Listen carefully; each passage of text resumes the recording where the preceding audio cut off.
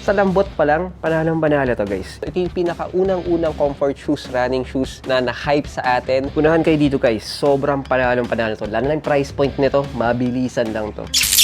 Alam niyo, natutuwa ako kay Adidas kasi lagi sila may mga budget meal. So this is the Adidas Evo SL and this is yung Adidas Boston 13 naman natin. So meron tayong alternative dito kung hindi mo kaya yung presyuhan nito, and this is yung Adidas Duramo SL naman natin. Kung mapapansin nyo guys, halos very similar sila ng Evo SL natin at yung Adizero Boston 13 naman natin. Pero pinakamaganda dito guys, this one guys, nasa 1,995 pesos lang tayo dito. Isa to sa mga pinakamabentang sapatos ngayon. Since very pogi na itsura niya, and syempre, it performs guys ha. This is a running shoes din. Kung mapapansin nyo rin guys, this one, yung Adizero Evo SL natin, pinibenta natin to nasa 7,495 na below SRP pa to guys ha. And yung Boston 13 naman natin, nasa 5,995 pesos naman tayo. Below SRP rin tayo, mga SRP rin nasa 8,500 pesos. And this one guys, sobrang below 2,000 pesos lang tayo. 1,995 pesos lang. Alright, next up natin, syempre, isa sa mga pinaka-favorite ko, mga Ultra Boost 5 natin. Sa mga Ultra Boost natin, gusto ko yung pormahan ng Ultra Boost natin. Ewan ko lang sa mga batang 90s dyan, gusto ko yung mga ganito. Syempre, it performs also. Ito yung pinakaunang-unang comfort shoes, running shoes na na-hype sa atin. And syempre guys, ang SRP ito is 10,000 pesos. Pero sa atin guys, 4,495 pesos na lang. Ganda ng colorway natin dito. May accent lang tayo na blue.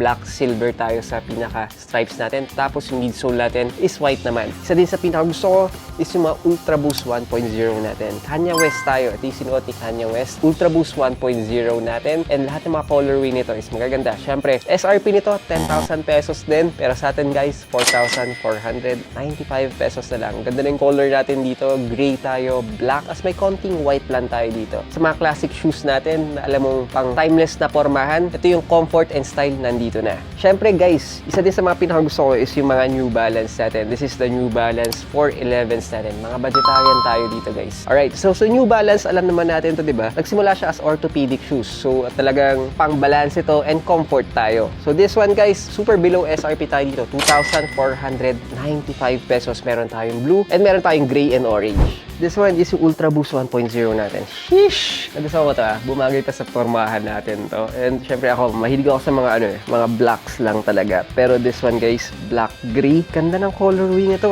Pack na pack. Yung literal na nandito lahat. Yung pang-pormahan tapos kahit pang-jogging mo pa, okay na okay din. Pero syempre guys price point natin dito sobrang below SRP tayo dito. Dating 10,000 pesos pero ngayon guys, 4,495 pesos lang. More than 50% off. Alright, this is the New Balance 411s natin. Dalawang kulay na to guys left and right natin. Magkaiba yung colorway nito. On the left, meron tayong syempre yung gray and orange natin. And on our right naman, meron tayong blue and teal green naman. Pero ganda. Sobrang gaan nito guys And surprisingly, malambot yung mga 411s natin. Actually, sa mga New Balance, patataas sa mga SRP nito guys Pero sa atin guys, sobrang below SRP tayo dito. Nasa almost 5,000 pesos ang SRP ng mga 411s natin. Pero sa atin guys, 2,495 pesos lang. Right, pinakihintay natin, this is the Adidas Duramo SL natin. Yung black and white na colorway natin. Ganda. In fairness sa lambot pa lang, panalong-panalo to guys. In fair lalo, sa 2,000 pesos or below 2,000 pesos na price point, ang ganda. And even guys pagdating sa pormahan guys, hindi kayo papahiyan ito.